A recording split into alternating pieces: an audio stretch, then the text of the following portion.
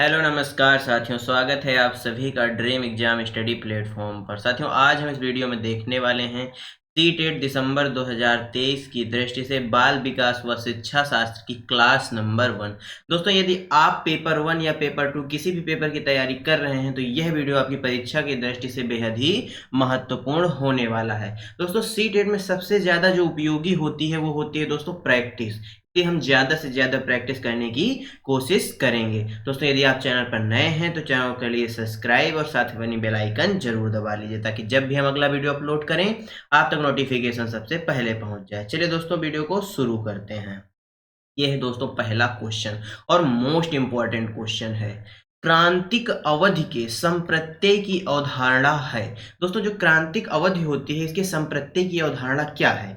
विकास के दौरान अपरिवर्तनीय क्षति, वातावरण का विकास पर कोई प्रभाव ना होना, आनुवांशिकता का विकास पर बहुत कम प्रभाव होना, पुरस्कारों का विकास के दौर पर नकारात्मक प्रभाव होना। बताइए दोस्तों, इस क्वेश्चन का जो सही आंसर है वह कौन सा हो जाएगा? जो साथियों क्रांतिक अवधि के संप्रत्यय की अवधारणा है वह कहती है दोस्तों कि विकास के दौरान अपरिवर्तनीय क्षति, यानी दोस्तों जो क्षति होती है विकास के दौरान वह अपरिवर्तनीय है, उसको बदला नहीं जा सकता, उसको बोला जाता है दोस्तों क्रांतिक अवधि। यानी ऑप्शन ए क्या हो जाएगा इस क्वेश्चन का? एकदम राइट आंसर हो जाएगा। अगला क्वेश्चन देखते हैं। विकास की नमनीयता में विश्वास रखने वाले सिद्धांतकारी निम्न में से किस दृष्टिकोण के हैं, यानी किस दृष्टिकोण के माने जाते हैं? केवल स्वभाव ही विकास निर्धारित करता है, पालन पोषण विकास को प्रभावित करता है, विकास हमेशा निरंतर होता है, विकास हमेशा अनिरंतर होता है। बताइए, जो विकास की नमनीयता में विश्वास रखते हैं, यानी विकास के जो चरण हैं उनमें विश्वास रखते हैं, उन सिद्धांतकारियों में से निम्न में से किस दृष्टिकोण के होते हैं? केवल स्वभाव ही विकास निर्धारित करता है, क्या ऐसा है? या दोस्तों पालन पोषण विकास को प्रभावित करता है? यहाँ पर दोस्तों पालन पोषण यानी वातावरण और आनुवांशिकता दोनों की बात हुई है। किसकी दोस्तों? वातावरण और आनुवांशिकता दोनों की बात हुई है। पालन का मतलब होता है दोस्तों आनुवांशिकता और पोषण का मतलब होता है वातावरण, यानी आनुवांशिकता और वातावरण दोनों से विकास क्या होता है? प्रभावित होता है। ऑप्शन बी इस क्वेश्चन का क्या हो जाएगा? एकदम राइट आंसर हो जाएगा। विकास हमेशा निरंतर होता है, यह बात भी बिल्कुल सही है। विकास हमेशा अनिरंतर होता है तो यह बात गलत है। विकास एक निरंतर चलने वाली प्रक्रिया। परंतु साथियों जो क्वेश्चन में पूछा गया है उसके अनुसार इस क्वेश्चन का जो सही आंसर हो जाएगा वह ऑप्शन बी हो जाएगा। याद रखिएगा, बहुत छोटे बालकों के लिए समाजीकरण की प्राथमिक संस्था कौन सी है? मुद्रक संरचना, धार्मिक संस्था, विद्यालय या तत्कालीन परिवार? बताइए, जो छोटे बालक होते हैं यानी जो शैशव अवस्था के बालक होते हैं या शैशवावस्था के दोस्तों जो बालक होते हैं उनके जो समाजीकरण की प्राथमिक संस्था कौन सी होती है? दोस्तों समाजीकरण की एक बहुत ही फेमस परिभाषा है। वह परिभाषा क्या है दोस्तों? कि बालक जन्म से सामाजिक नहीं होता बल्कि वह प्रथम व्यक्ति के संपर्क में आने से सामाजिक बनता है। इस परिभाषा को ध्यान रखिएगा। तो दोस्तों जो बालक के समाजीकरण की प्राथमिक संस्था है वह परिवार होती है। क्या होती है दोस्तों? तत्कालीन परिवार, यानी ऑप्शन डी क्या हो जाएगा? राइट आंसर हो जाएगा। विद्यालय हो या धार्मिक संस्था हो या मुद्रक संचार हो या पाठ्य पुस्तक हो, ये दोस्तों जो समाजीकरण की द्वितीयक संस्थाएं कहलाएंगी। क्या कहलाएंगी? द्वितीयक संस्थाएं कहलाएंगी। प्राथमिक संस्था हमेशा दोस्तों परिवार होगा। याद रखिएगा, ऑप्शन डी क्या हो जाएगा? राइट आंसर हो जाएगा। जीन पियाजे के सिद्धांत में क्रियाओं और विचारों की संगठित प्रणाली जो व्यक्तियों को उनके जीवन से संबंधित वस्तुओं और घटनाओं को मानसिक रूप से प्रस्तुत करने और सोचने की स्वीकृति देती है वह क्या कहलाती है? सबसे पहले जान लेते हैं जीन पियाजे ने सिद्धांत किस चीज का दिया है। तो दोस्तों जो जीन पियाजे महोदय थे इन्होंने संज्ञानात्मक विकास का सिद्धांत दिया। किसका? संज्ञानात्मक विकास का सिद्धांत दिया है। और इन्होंने अपने संज्ञानात्मक विकास की 4 अवस्थाओं के बारे में भी बताया है। पहली अवस्था है दोस्तों संवेदी गामक अवस्था। कौन सी दोस्तों? संवेदी गामक अवस्था। दूसरी है दोस्तों पूर्व संक्रियात्मक अवस्था, तीसरी है दोस्तों मूर्त संक्रियात्मक अवस्था और चौथी है औपचारिक संक्रियात्मक अवस्था। कौन सी दोस्तों? औपचारिक संक्रियात्मक अवस्था। जो संवेदी गामक अवस्था है दोस्तों, यह 0 से 2 वर्ष तक की अवस्था है। कब से दोस्तों? 0 से 2 वर्ष तक की अवस्था है। और जो पूर्व संक्रियात्मक अवस्था है यह 2 से 7 वर्ष तक की अवस्था है। वहीं मूर्त संक्रियात्मक अवस्था 7 से 11 वर्ष तक की अवस्था है और औपचारिक संक्रियात्मक अवस्था 11 से 15 वर्ष तक की अवस्था है। इस क्वेश्चन में क्या पूछा गया है? जीन पियाजे के सिद्धांत में क्रियाओं और विचारों की संगठित प्रणाली जो व्यक्तियों को उनके जीवन से संबंधित वस्तुओं और घटनाओं को मानसिक रूप से प्रस्तुत करने और सोचने की स्वीकृति देती है, उसको क्या कहा जाता है? उन्नत आयोजक, संहिता, उपकरण या स्कीमा। तो दोस्तों उसको स्कीमा कहा जाता है। स्कीमा क्या होता है? ज्ञान की एक इकाई होती है। क्या होता है दोस्तों? ज्ञान की एक इकाई होती है स्कीमा। इस क्वेश्चन का सही आंसर क्या हो जाएगा? ऑप्शन डी हो जाएगा। दोस्तों यदि आप चैनल पर नए हैं तो चैनल को कर लिए सब्सक्राइब। बीच बीच में दोस्तों थ्योरी भी आपके लिए लेकर आएंगे जो आपकी परीक्षा की दृष्टि से इंपॉर्टेंट टॉपिक होंगे।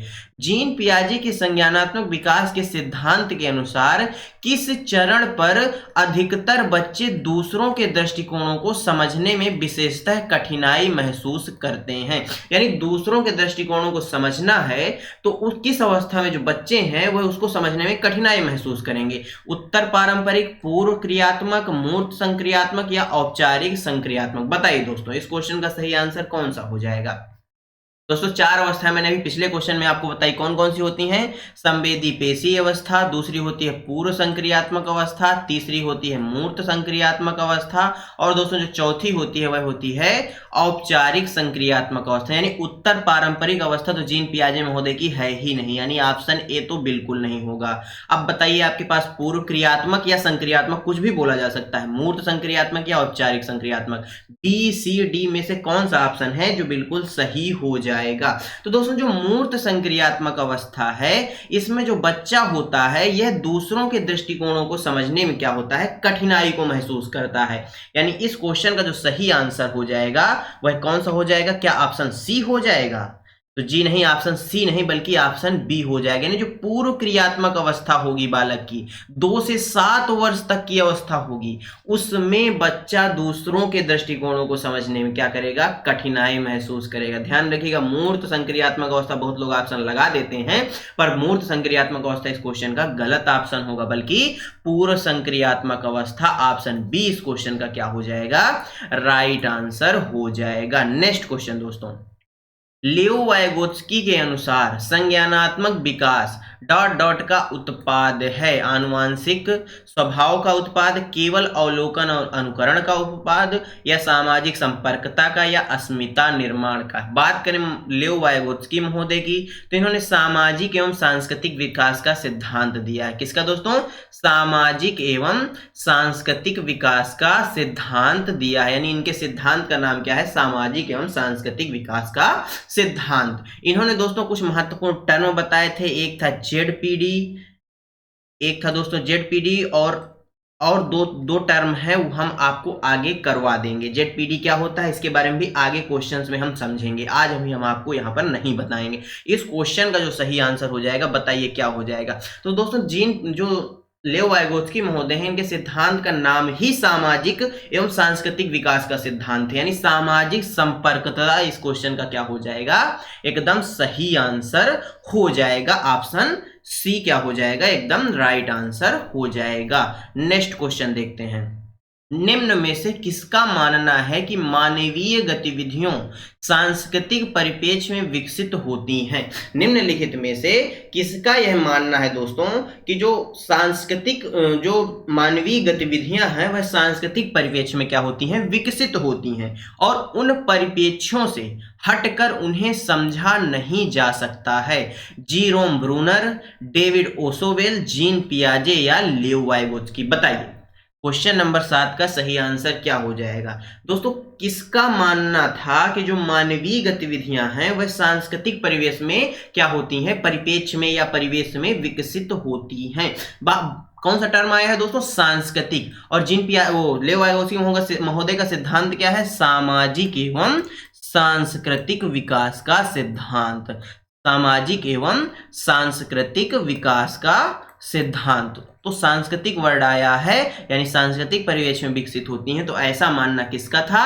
लेओ वाइगोत्स्की महोदय का ऐसा मानना था कि जो मानवीय गतिविधियां हैं वह सांस्कृतिक परिपेक्ष में क्या होती हैं? विकसित होती हैं। ऑप्शन डी क्या हो जाएगा?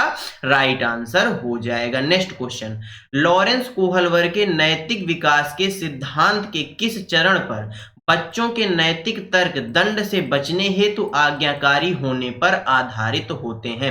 दोस्तों लॉरेंस कोहलवर की थ्योरी भी हम आपको जल्दी ही करा देंगे। इनका सिद्धांत कौन सा है?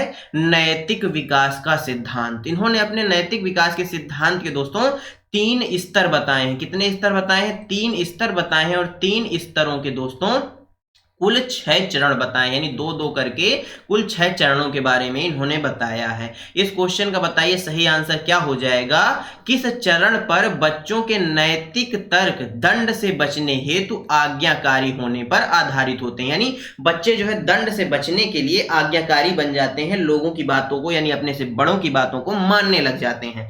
पूर्व परंपरागत स्तर पर, परंपरागत स्तर पर, उत्तर परंपरागत स्तर पर, या औपचारिक परंपरागत स्तर पर? बताइए दोस्तों इस क्वेश्चन का सही आंसर क्या हो जाएगा?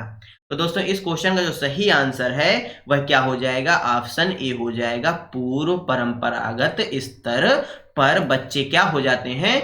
दंड से बचने के लिए क्या हो जाते हैं? आज्ञाकारी हो जाते हैं। दोस्तों ये परीक्षा की दृष्टि से बेहद ही इंपॉर्टेंट क्वेश्चन है। क्वेश्चन नंबर 9 देखते हैं, निम्न में से कौन सी एक संरचनावादी अध्यापक की विशेषता है? संरचनावादी यानी रचनावादी यानी सृजनात्मकवादी, इस प्रकार से भी कहा जा सकता है। बहुत अमूर्त विचारों पर आधारित पाठ को तैयार करना, अकेले हल करने के लिए बहुत सारी समस्याओं को देना, अधिगम का मूल्यांकन अर्धकालीन परीक्षाओं के आधार पर करना। अर्धकालीन मतलब दोस्तों अर्धवार्षिक परीक्षाओं के आधार पर करना, ऐसी गतिविधियों को आयोजित करना जिससे विद्यार्थियों की अवधारणाओं को चुनौती मिल सके। बताइए एक जो संरचनावादी अध्यापक होंगे उनकी विशेषता क्या होगी? तो दोस्तों एक जो संरचनावादी अध्यापक है उसकी विशेषता होगी कि वह ऐसी गतिविधियों का आयोजन करेगा जिससे जो विद्यार्थी की अवधारणाएं हैं उनको चुनौती मिले। और यदि दोस्तों यदि आप एक विद्यार्थी हैं, यदि आपकी कोई अवधारणा है उसको चुनौती मिलेगी, तो दोस्तों क्या करेंगे? आप उस पर गहन विचार करेंगे, जिससे क्या होगा? आपके अंदर सृजनात्मकता का विकास होगा। इसलिए दोस्तों एक अध्यापक को क्या करना चाहिए? जो विद्यार्थी की पूर्व अवधारणाएं हैं उनको चुनौतीपूर्ण गतिविधियों का क्या करना चाहिए? आयोजन करना चाहिए। ऑप्शन डी क्या हो जाएगा? इस क्वेश्चन का राइट आंसर हो जाएगा। ऑप्शन ए क्यों नहीं होगा? जब दोस्तों बहुत अधिक अमूर्त विचारों पर आधारित कोई पाठ तैयार कर दिया जाएगा तो विद्यार्थी क्या हो जाएगा दोस्तों? बोर होने लग जाएगा और उसका पढ़ाई में मन नहीं लगेगा। और अकेले हल करने के लिए बहुत सारी समस्याएं देना, एक प्रकार से निष्क्रिय हो जाएगा। बालक के अंदर से सामाजिकता चली जाएगी अगर वह अकेले हल करने बैठ जाएगा किसी समस्या के लिए। और अधिगम का मूल्यांकन यदि अर्धकालीन परीक्षाओं यानी अर्धवार्षिक परीक्षाओं के आधार पर होगा, यानी दोस्तों यह योगात्मक मूल्यांकन के अंतर्गत आ जाएगा। इसका संरचनावाद से कोई लेना देना नहीं रह जाएगा। इसलिए जो ऑप्शन डी है वह इस क्वेश्चन का एकदम परफेक्ट आंसर हो जाएगा। हार्वर्ड गार्डनर ने अपने बहुबुद्धि सिद्धांत में निम्न में से किस बुद्धि प्रकार को शामिल नहीं किया?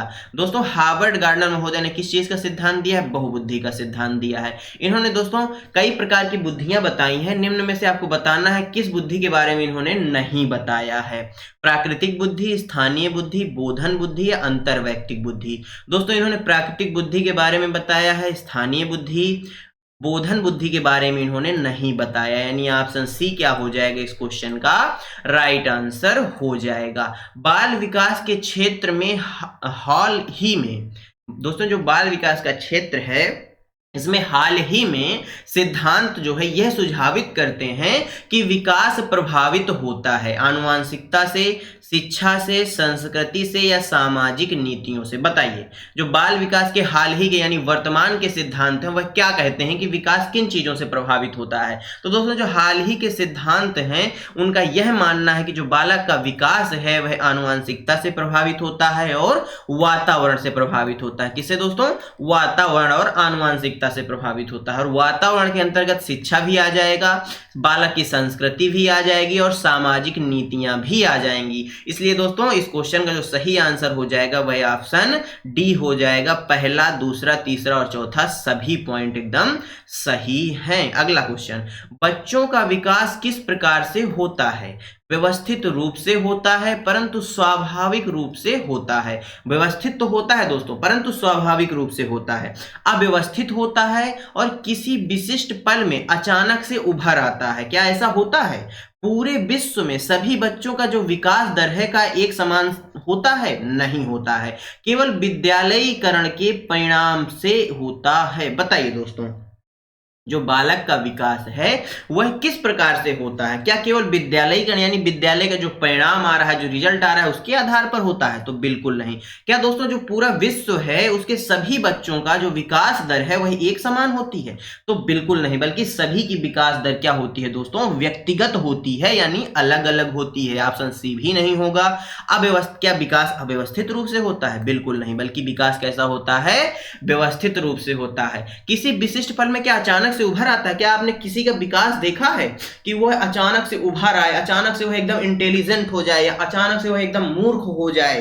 क्या आपने देखा है कभी कि अचानक से कोई बालक एकदम सृजनात्मक हो जाता है? तो ऐसा नहीं होता, बल्कि एक स्टेप बाय स्टेप ये चीजें चलती हैं। इसलिए दोस्तों ऑप्शन ए इस क्वेश्चन का क्या होगा? राइट आंसर होगा, क्योंकि विकास जो है यह व्यवस्थित रूप से होता है परंतु स्वाभाविक रूप से होता है। यानी विकास व्यवस्थित रूप से तो होता ही है, स्वाभाविक का मतलब होता है दोस्तों वैयक्तिक रूप से, यानी प्रत्येक बच्चे का विकास उसके स्वभाव के अनुसार, यानी उसके अनुसार, उसकी जो व्यक्तिगत विभिन्नताएं हैं उनके अनुसार होता है। ऑप्शन ए क्या हो जाएगा इस क्वेश्चन का? एकदम राइट आंसर हो जाएगा। छोटे बच्चों में समाजीकरण का डॉट डॉट प्राथमिक कारक संस्था और द्वितीयक कारक या संस्था है। दोस्तों अभी मैंने पीछे ही आपको बताया है क्वेश्चन में कि परिवार प्राथमिक संस्था होती है विकास की। किसकी दोस्तों? समाजीकरण की परिवार प्राथमिक संस्था होती है। तो सबसे पहले आपसे प्राथमिक कारक या संस्था पूछा है, तो दोस्तों पहला ही ऑप्शन इस क्वेश्चन का क्या हो जाएगा? राइट आंसर हो जाएगा। परिवार प्राथमिक कारक है, जबकि जो पुस्तकालय है यह क्या है? द्वितीयक कारक है। ऑप्शन ए क्या हो जाएगा इस क्वेश्चन का?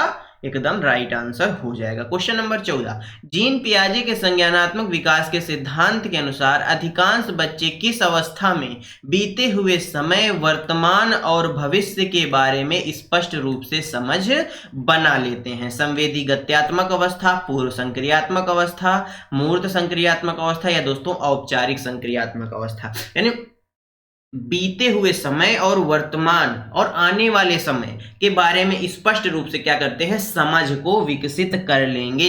तो दोस्तों ये औपचारिक संक्रियात्मक अवस्था नहीं होगी, ध्यान रखिएगा। समझ विकसित कर लेते हैं किस प्रकार की? बीते हुए समय से, यानी जो पास्ट गुजर गया है, जो वर्तमान चल रहा है और जो भविष्य आएगा, इनके बीच एक समझ स्पष्ट रूप से बना लेते हैं, यानी सामंजस्य बैठा लेते हैं। तो वह अवस्था होती है दोस्तों मूर्त संक्रियात्मक अवस्था। ऑप्शन सी क्या हो जाएगा इस क्वेश्चन का?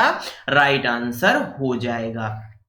जीन पियाजे के सिद्धांत में चिंतन की बुनियादी निर्मितियों को किस रूप में जाना जाता है? सहज क्रियाएं, स्कीमा, संकेत या अवधारणाएं? बुनियादी यानी दोस्तों प्राथमिक। बुनियाद का मतलब होता है दोस्तों प्राथमिक, यानी बुनियाद मतलब एक प्रकार से किसी चीज की नींव समझ लीजिए। तो बुनियादी निर्मितियों को आप किस रूप से जानते हैं? तो उनको दोस्तों स्कीमा कहा जाता है, यानी ज्ञान की एक क्या होती है? प्राथमिक इकाई क्या होती है? स्कीमा होती है। तो यानी ऑप्शन बी क्या हो जाएगा इस क्वेश्चन का? राइट आंसर हो जाएगा। लेव वाइगोत्स्की के सिद्धांत के अनुसार डॉट डॉट विकास को आकार देते हैं? सामाजिक आनुवंशिक कारक, संज्ञानात्मक सांस्कृतिक, भावात्मक प्राकृतिक कारक, शारीरिक या संवेग। लेव वाइगोत्स्की के सिद्धांत के अनुसार दोस्तों जो डॉट डॉट विकास को आकार देते हैं, कौन कौन है जो विकास को आकार देते हैं? क्या सामाजिक और आनुवंशिक कारक आकार देते हैं, संज्ञानात्मक कारक और संस्कृति आकार देती है, भावात्मक एवं प्राकृतिक कारक आकार देते हैं, या दोस्तों शारीरिक और संवेगात्मक कारक आकार देते हैं? बताइए। इस क्वेश्चन का सही आंसर क्या हो जाएगा? तो दोस्तों जो लेव वाइगोत्स्की का सिद्धांत है इसको सांस्कृतिक एवं सामाजिक विकास का सिद्धांत और संज्ञानात्मक विकास का सिद्धांत भी कहा जाता है। तो दोस्तों इस क्वेश्चन का सही आंसर ऑप्शन बी हो जाएगा, संज्ञानात्मक। और संस्कृति जो है यह विकास को क्या करते हैं, आकार प्रदान करते हैं, यानी ऑप्शन बी इस क्वेश्चन का एकदम राइट आंसर हो जाएगा। लेव वाइगोत्स्की ने संज्ञानात्मक विकास की प्रक्रिया में किसकी भूमिका पर बल दिया है? भाषा की, संज्ञानात्मक द्वंद्व की, सहज क्रियाओं की या स्कीमा की? बताइए दोस्तों। जो लेव वाइगोत्स्की महोदय हैं इनका सिद्धांत किसका है? सामाजिक। तो समाज में किस चीज का उपयोग किया जाता है? बताइए सबसे अधिक किस चीज का उपयोग किया जाता है संप्रेषण के लिए? तो भाषा का उपयोग किया जाता है। आप इस प्रकार से इन चीजों को समझिए ताकि आपको क्वेश्चन करने में आसानी हो। इस प्रकार से सोचना सीखिए, क्वेश्चन को किस प्रकार सोचते हैं और उसका आंसर निकालते हैं। तो आप सीधा से पहले से देखेंगे लेव वाइगोत्स्की आया, इन्होंने सिद्धांत, इनके सिद्धांत का नाम क्या है? पहली बात तो संज्ञानात्मक विकास का सिद्धांत बोला जाता है। दूसरी बात आप जानेंगे कि इनके सिद्धांत का क्या नाम है? सामाजिक एवं सांस्कृतिक विकास का सिद्धांत। तो आप सबसे पहले सोचेंगे समाज से संबंधित इसमें ऑप्शन कौन कौन से हैं। तो देखेंगे कि भाषा, संज्ञानात्मक द्वंद्व, सहज क्रियाएं या स्कीमा। इनमें से जो सहज क्रियाएं हैं दोस्तों ये संज्ञान के अंतर्गत ही आएंगी और स्कीमा भी संज्ञान का पार्ट है, परंतु जो भाषा है ये एक समाज का पार्ट है। यानी भाषा का उपयोग हम कहाँ करते हैं? समाज में करते हैं, लोगों से बातचीत करने में करते हैं, अपने विचारों के आदान प्रदान में करते हैं। इसलिए दोस्तों सबसे जो सटीक आंसर हो जाएगा वह भाषा हो जाएगा। ऑप्शन ए क्या हो जाएगा? राइट आंसर हो जाएगा। नैतिक विकास का सिद्धांत लॉरेंस कोहलर के साथ साथ और किसके द्वारा प्रतिपादित किया गया है? Lev Vygotsky, Jerome Bruner, Jean पियाजे या वीएफ स्किनर? बताइए दोस्तों। जो नैतिक विकास का सिद्धांत है उसको तो लॉरेंस कोहलबर्ग महोदय ने दिया ही है, इसके इनके साथ साथ और किसने प्रतिपादित किया है? तो जीन पियाजे ने भी नैतिक विकास का सिद्धांत दिया है। किसका दोस्तों? नैतिक विकास का जो सिद्धांत है यह जीन पियाजे महोदय ने भी दिया है। वीएफ स्किनर महोदय का सिद्धांत कौन सा है दोस्तों? तो यदि आपसे पूछ ले तो इनका सिद्धांत है क्रिया प्रसूत अनुबंधन सिद्धांत। कौन सा दोस्तों? क्रिया प्रसूत अनुबंधन सिद्धांत। और इन्होंने प्रयोग किस पर किया था? कबूतर पर किया था और चूहे पर किया था। किस पर? चूहे पर और कबूतर पर किया था। याद रखिएगा। इस क्वेश्चन का सही आंसर क्या हो जाएगा? ऑप्शन सी हो जाएगा। एक अध्यापक को अपनी शिक्षण शास्त्रीय प्रविधियों के बारे में किस प्रकृति का होना चाहिए? दृढ़ होना चाहिए, यानी जो उसकी प्रविधियां हैं, शिक्षण विधियां हैं, उनमें उसको बदलाव नहीं करना चाहिए। गैर लचीला, यानी वही चीज है कि जड़ होना चाहिए, हम अपनी विधियों में बदलाव नहीं करेंगे। आपको समझना हो तो समझिए, ऐसा होना चाहिए एक अध्यापक को। या दोस्तों लचीला या सुनम्य होना चाहिए, या दोस्तों अपनी प्रविधियों या शिक्षण शास्त्रीय विधियों से अनजान होना चाहिए। दोस्तों जो एक अध्यापक है उसको अपनी शिक्षण शास्त्रीय प्रविधियों के बारे में किस प्रकार की प्रकृति रखनी चाहिए? लचीली और सुनम्य प्रकृति रखनी चाहिए। यानी ऑप्शन सी क्या हो जाएगा? इस क्वेश्चन का राइट आंसर हो जाएगा। यदि लचीली प्रकृति होगी तो जिस प्रकार का स्टूडेंट होगा उसके हिसाब से उसको वह परिवर्तित कर पाएगा, लेकिन यदि दृढ़ और जड़ होगा तो वह उसमें परिवर्तन नहीं कर पाएगा। इसलिए अध्यापक को लचीला और सुनम्य होना चाहिए। नेक्स्ट क्वेश्चन, बुद्धि लब्धि यानी आईक्यू परीक्षणों की आलोचना प्रायः क्यों की जाती है? कौशलों की विस्तृत श्रृंखला को मापने की उनकी क्षमता के लिए, प्रत्यक्ष रूप से पाश्चात्य संस्कृति के प्रभाव से ग्रसित होने के कारण, बुद्धि पर सामाजिक प्रभाव का अवबोधन के कारण, या संज्ञान पर भावनाओं के प्रभाव का अतिशय प्राकलन के कारण? बताइए दोस्तों आईक्यू परीक्षणों की जो अवधारणा है, जो आईक्यू परीक्षण होते हैं, इनकी आलोचना क्यों की जाती है? तो दोस्तों इनकी आलोचना का जो सबसे बड़ा कारण है यह दोस्तों जो प्रत्यक्ष रूप से यह पाश्चात्य जो संस्कृति है, यानी जो पश्चिम के देश हैं, उनके प्रभाव से क्या है? ग्रसित है। ऑप्शन बी क्या हो जाएगा? इस क्वेश्चन का राइट आंसर हो जाएगा।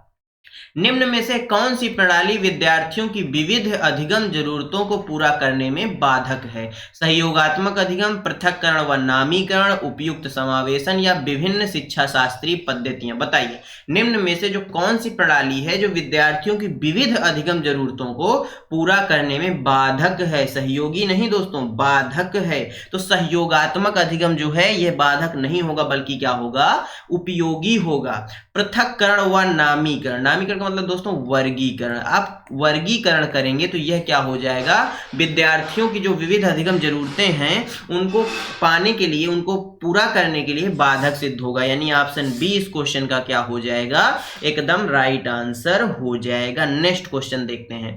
मूल्यांकन किस उद्देश्य से नहीं किया जाना चाहिए? बच्चों की तैयारी के स्तर को पता लगाने के लिए, बच्चों की अवधारणात्मक समझ में कमियों की पहचान करने के लिए, बच्चों में प्रतिस्पर्धा की भावना पैदा करने के लिए, बच्चों यह समझने में मदद करने के लिए कि बच्चा क्या कर सकता है। बताइए, जो मूल्यांकन है यह किस उद्देश्य से नहीं किया जाना चाहिए? निगेटिव पूछा है तो बताइए निगेटिव वर्ड कौन सा है? प्रतिस्पर्धा एक क्या है दोस्तों, निगेटिव वर्ड है। प्रतिस्पर्धा आ जाए, केवल आ जाए, ये सारे निगेटिव वर्ड के अंतर्गत आते हैं, अर्थात ऑप्शन सी क्या हो जाएगा, राइट आंसर हो जाएगा। जो मूल्यांकन है उसका उद्देश्य यह होना चाहिए कि बच्चों की तैयारी का स्तर क्या है और उनकी अवधारणात्मक जो समझ है वह कितनी, उसमें क्या कमी रह गई, इसकी पहचान हो सके मूल्यांकन से, और यह समझने में मदद मिल सके कि बच्चा क्या कर सकता है, हम उसको क्या करवा सकते हैं, इन चीजों को समझने में मदद मिले,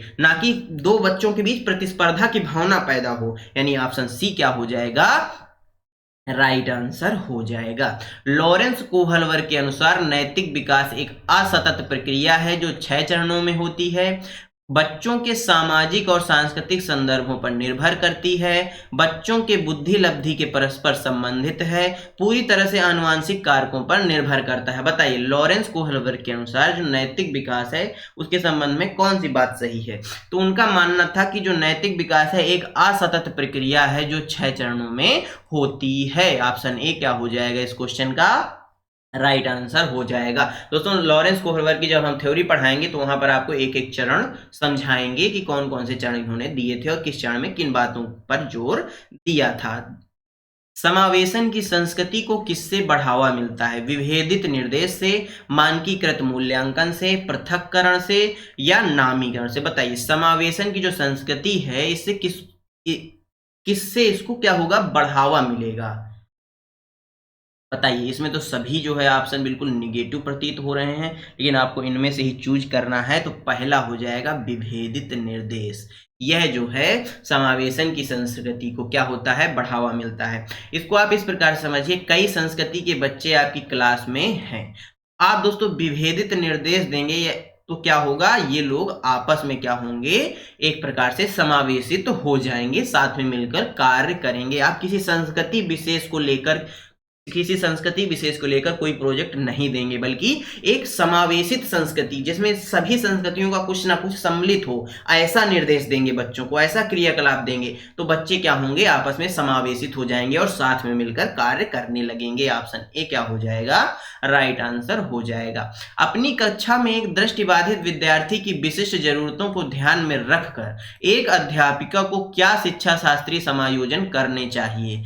दृश्य प्रस्तुतिकरण का प्रावधान, सख्त पाठ्यचर्या का पालन, स्पार्शिक संसाधनों का इस्तेमाल या मानकीकृत मूल्यांकन? बताइए, मान लीजिए आपकी कक्षा में दृष्टिबाधित विद्यार्थियों की विशिष्ट जरूरतों को ध्यान में रखकर आपको क्या करना चाहिए? आपकी कक्षा में कुछ दृष्टिबाधित विद्यार्थी हैं तो उनकी जरूरतों को ध्यान में रखकर आपको क्या करना चाहिए? कौन सी शिक्षा शास्त्रीय समायोजन विधि का प्रयोग करना चाहिए? तो आपको कौन सी विधि का प्रयोग करना चाहिए? स्पार्शरिक संसाधनों के इस्तेमाल की, यानी जो जिनको स्पर्श करके समझा जा सके ऐसे संसाधनों का प्रयोग करके। ऑप्शन सी क्या हो जाएगा, एकदम राइट आंसर हो जाएगा। नेक्स्ट क्वेश्चन देखते हैं। मीरा मिडिल स्कूल में पढ़ती है और अक्षरों को लेकर भ्रमित रहती है, जैसे कि दोस्तों मां को ना पढ़ती है। यह किसका विशिष्ट लक्षण है? स्वलीनता का, पठन वैकल्य का, अधिगम असहायपन का या लेखन वैकल्य का? बताइए। मीरा एक मिडिल स्कूल की विद्यार्थी है और अक्षरों को लेकर हमेशा भ्रमित रहती है, यानी माँ को ना पढ़ती है। तो दोस्तों यह किस प्रकार का विशिष्ट लक्षण है? तो दोस्तों यह किस प्रकार का, यह पठन वैकल्य है, यानी ऑप्शन बी क्या हो जाएगा, राइट आंसर हो जाएगा। प्रेम किसी भी समस्या को हल करने के लिए बहुत सारे अलग अलग तरीकों की समझ रखता है और चर्चा करते समय हमेशा नए विचारों को पेश करता है। यह निम्नलिखित में से किसकी विशेषता है? रचनात्मकता की, अधिगम असहायपन की, आत्म केंद्रियता की या केंद्रीयन की? बताइए। प्रेम एक विद्यार्थी है जो किसी समस्या को हल करने के लिए बहुत सारे अलग अलग तरीकों की समझ रखता है और चर्चा करते समय हमेशा नए विचारों को पेश भी करता है। यह निम्नलिखित में से किसकी विशेषता है? तो दोस्तों नए विचार, नवीनता किस में आती है? सृजनात्मकता या रचनात्मकता में, यानी ऑप्शन ए क्या हो जाएगा? राइट आंसर हो जाएगा। क्वेश्चन नंबर 28, शिक्षकों को बच्चों की असफलता को किस प्रकार देखना चाहिए? बच्चों के लिए शर्मनाक और अपमानजनक, शिक्षक के लिए शर्मनाक और अपमानजनक, छात्रों और उनके माता पिता की क्षमताओं का प्रतिबिंब, स्कूल प्रणाली को अनुकूल वातावरण न प्रदान कर पाने वाला प्रतिबिंब। बताइए, जो शिक्षकों को बच्चों की जो असफलता है उसको किस प्रकार से देखना चाहिए? तो दोस्तों स्कूल प्रणाली को अनुकूल वातावरण न प्रदान कर पाने का प्रतिबिंब, यानी व्यवस्था फेल हो गई। ऑप्शन डी क्या हो जाएगा? राइट आंसर हो जाएगा। सक्रिय जुड़ाव को निम्न में से किसके द्वारा बढ़ावा नहीं दिया जाता? प्रश्न पूछना, रटकर स्मरण, खोज विधि या संवाद। बताइए, जो सक्रिय जुड़ाव है उसको निम्न में से किसके द्वारा बढ़ावा नहीं दिया जाता? तो दोस्तों रटकर स्मरण करने यानी रट्टा मारने को बढ़ावा नहीं दिया जाता। ऑप्शन बी क्या हो जाएगा? राइट आंसर हो जाएगा।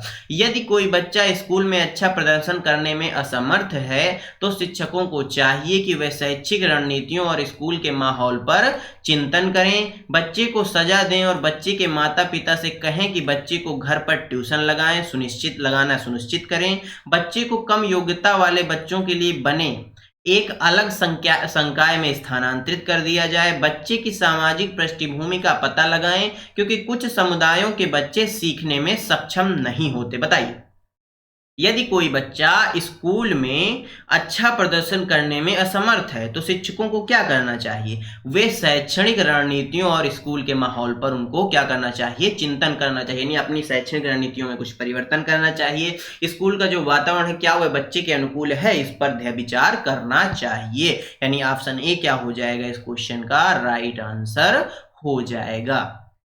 साथियों धन्यवाद आप सभी का हमारे साथ बने रहने के लिए। साथियों आज का यह वीडियो आपको कैसा लगा हमें कमेंट बॉक्स में जरूर बताइएगा। साथियों जो आज की यह क्लास थी, ये पहली क्लास थी सीडीपी एंड पेडागोजी की।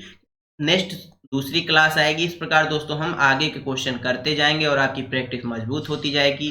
फिर चाहे दोस्तों आप पेपर 1 की तैयारी कर रहे हो या पेपर 2 की, दोनों पेपर की दृष्टि से यह क्लास आपके लिए रामबाण साबित होने वाली है। चलिए दोस्तों मिलते हैं आपसे अगले वीडियो में, तब तक के लिए जय हिंद, जय भारत। अपना और अपनों का ख्याल रखिए, सभी का सम्मान करिए। धन्यवाद दोस्तों।